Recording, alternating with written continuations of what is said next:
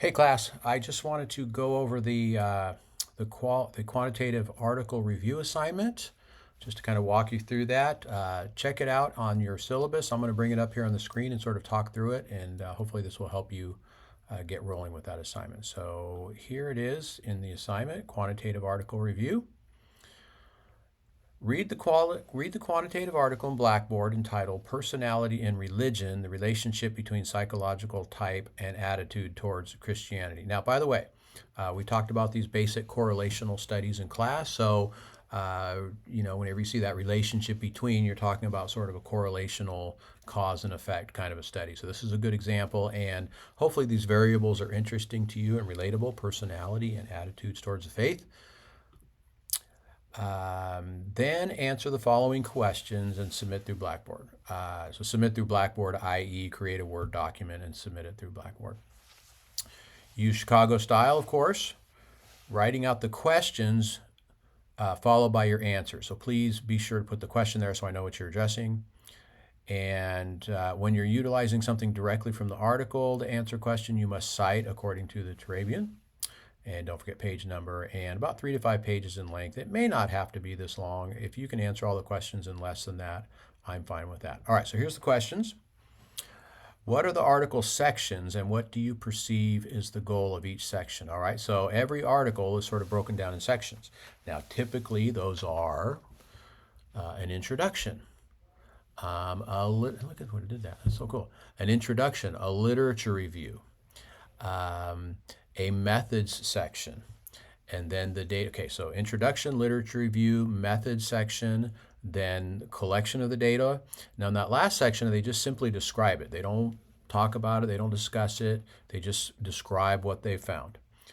And then in the last section is the discussion, and that's where they talk about the implications of what they found and for future research or further research or limitations, those sorts of things. So that's a typical format. There's 5 areas, right? And when you write your project, it's going to be about that, although you might break the literature review down into a couple topics, Bible and theology, and then general lit review.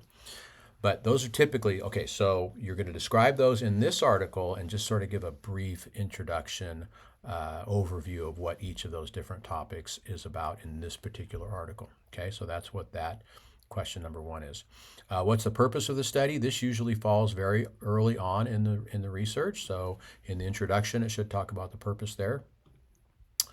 What makes this study unique, different from other studies? Now, you might have to do a little bit of inferring there, although in the introduction it should say oftentimes an article is based upon a gap in the research, right? So we know this, we know that, but we don't know this, and so this research is designed to help us understand that. So that could very well be the purpose here.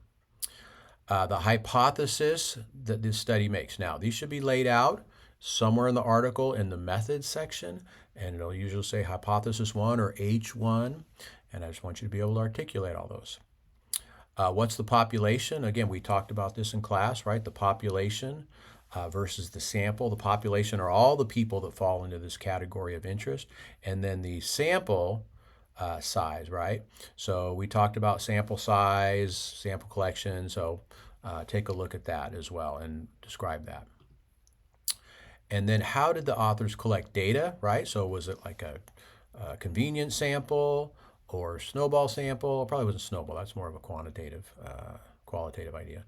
But how did they collect the data? And oftentimes they'll tell you like who was the sample, where it was at, was it 135 college students in a Midwestern university somewhere, whatever it was. Okay, now you're going to get into a little more details here. So in table 1 and 2, what does the term N, and SD? Now these are very technical, right? Big N, little n, and SD. Now you're going to need to refer back to your textbook for this, the chapter there on statistics. Now again, this isn't a statistics class, but they describe how statistical nomenclature is used in a typical research article. So I want you to see if you can figure that out, all right? And then number 9, why do you think the 4 items would be important to know?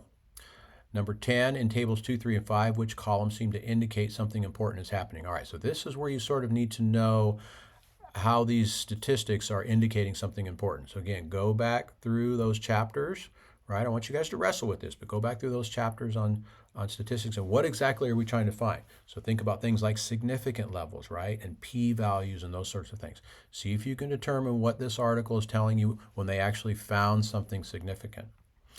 What's the author's conclusion? That'll be in the last section, obviously. Limitations of the study that the authors admit, and most good articles are going to have a limitation. So we've learned this, but this was a unique sample, or we didn't look at these other variables, and so on and so forth. And then, is there evidence of bias in the study? Well, you're going to have to figure that out yourself. If you think there was any bias, maybe the sample they used was not generalizable. So again, if they're using like a sample of college students somewhere, well, that might not be generalizable. There might be some things that college students think about, faith already that is, different from personality. So what if you used a sample of like maybe elderly people in the Northwest or Canadians or something, right? Might their attitudes be different? So a sample oftentimes can show bias, and that's why you talk about your sample, who it was. So you see if you can ferret any of that out. And then the last one here, what do you think might be missing from the study? All right, this is totally up to you. If you think it could be more robust by adding this or that, how would you do it if you were running this study? And that's it. So I think maybe 3 to 5 pages, now that I review this again, could be adequate for this paper, because you do have to sort of detail some of those things. Some of them are real easy, right? Sample size, that's like a number. But some of these other things might take you a little more space. But don't make it any more than 5 pages. Again, the purpose of this is just to show me that you've read a good quantitative bit of research and you're able to analyze the different sections there. And again, this is a very common, typical format. So if you can understand this, when you start looking at other quant articles, you're going to start to see the pattern, right? The pattern. Now, you might get confused when it comes to the method section or the analysis, and if they're using like regression analysis or they have all these tables and you're not sure what they are. But this is a good kind of starter article for you to think about some of the big concepts that we've been researching in this class. So, hope that's helpful. God bless you guys as you press on in this assignment. Let me know if you have any questions.